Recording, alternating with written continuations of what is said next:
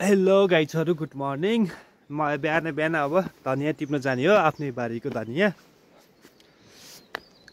यस्तो रमाइलो छ आजको दिन त। वाउ, आकाश पनि निलो छ। उता माथि हिउँ परेको थियो, हिउँ पनि पक्रियो अहिले त। यो चाहिँ हो हाम्रो बारीको लसुन।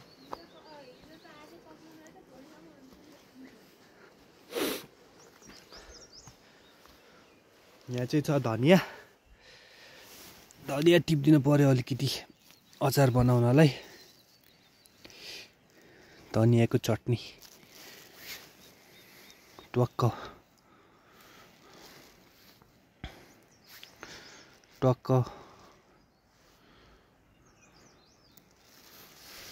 धनियाँ पनि सकिसकेछ। ए टक्क धनियाँ।